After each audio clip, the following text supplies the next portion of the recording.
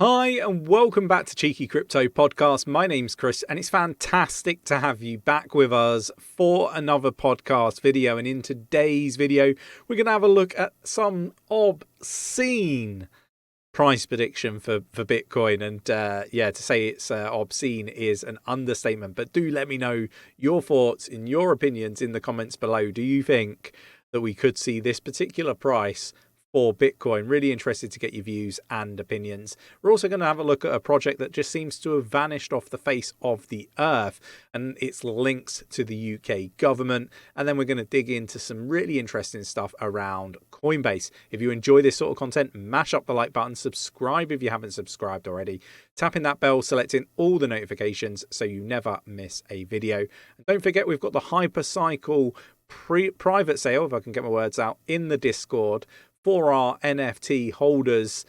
Do check out the details in the Discord. Link is in the description if you wish to take part in that. It's a ledgerless blockchain ecosystem on the Cardano ecosystem under the Singularity Net umbrella of projects utilizing artificial intelligence scaling on the Cardano ecosystem. So definitely worth digging into that.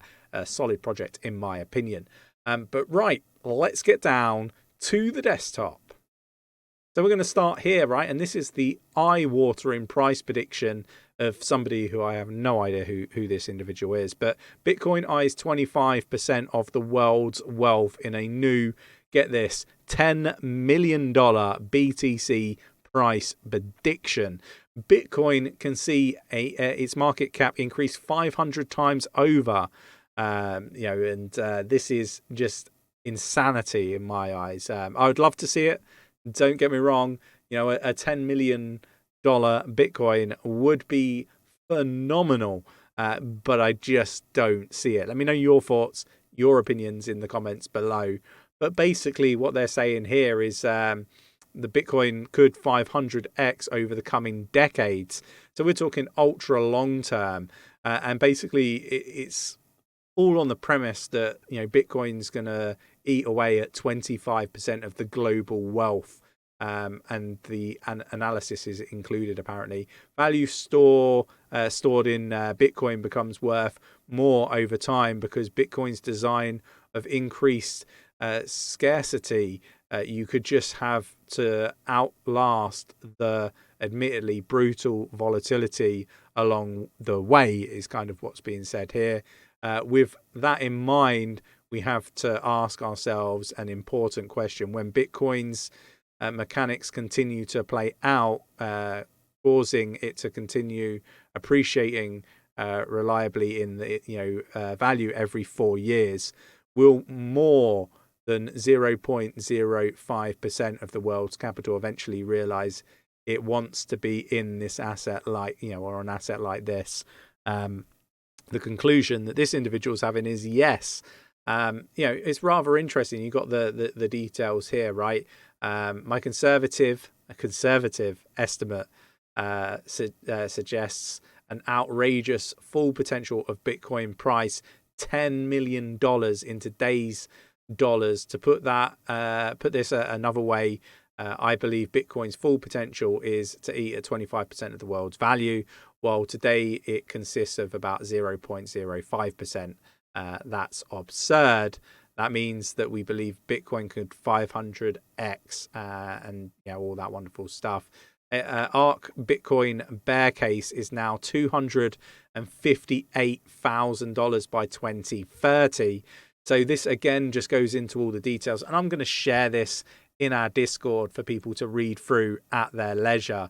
I mean, this is just, it's ludicrous, right? Like, could you imagine a $10 million BTC? Imagine what the likes of Cardano, Ethereum, and other projects that have real world utility. What prices are they going to be if Bitcoin gets to 10 million a coin? I mean, that would just be mind-boggling. But here we go. Let's have a look at the 665 million pound, not dollars, crypto firm backed by MPs, lords, and ex-Premier League footballers vanishes, leaving investors tens of thousands of pounds out of pocket. So a cryptocurrency investment firm backed by MPs, Lords and Premier League footballers appears to have vanished, leaving investors feeling that they've lost tens of thousands of pounds. Phoenix Community Capital begun last year as a cryptocurrency project and investment scheme, and at one stage was claiming to be worth an eye-watering $800 million. The firm offered a cryptocurrency called Fire, the 10 token earning investors a nest.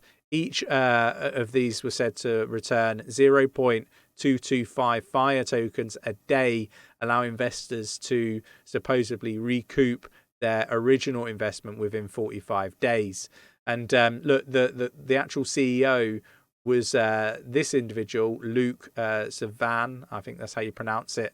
He's a co-founder of this, what I would articulate as a shit coin. And he's, been portrayed as some sort of expert, by these like MPs and stuff like that. Like, yeah, it's one of those.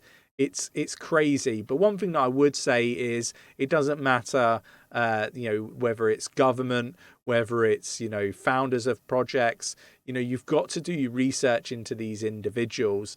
There's corruption at all levels, right up to the very top. And matter of fact, I think the people at the very top, within like governments, for example, and regulators are probably the worst. And look, it's crazy. But you've got to be very, very careful. And this is why we kind of say that you should do your own research, why you should never invest more than you're willing to lose, because these are the risks, right? And if it seems too good to be true, like get all of your money out within 45 days, the likelihood is it is just a scam. And look, it's crazy that you've got people in government and footballers that have, been part of this. Now, something that I thought was really, really cool, just moving away from that, was the fact that Coinbase launches Layer 2 blockchain base to provide on-ramp for Ethereum, Solana, and others. This is a Layer 2, and its base is built on the optimism. Can't get my words out today. And Coinbase has no plans to issue a network token for this. So look, this is an interesting one, very, very interesting, and their fees are extortionate. So what's going to be really interesting for me is to see whether Coinbase uses a Layer 2 for purchasing and selling your altcoins that are Ethereum based. Are those fees going to be cheaper? And if so, are those fees going to be those fee savings, I should say, going to be sent on or passed on to the end user?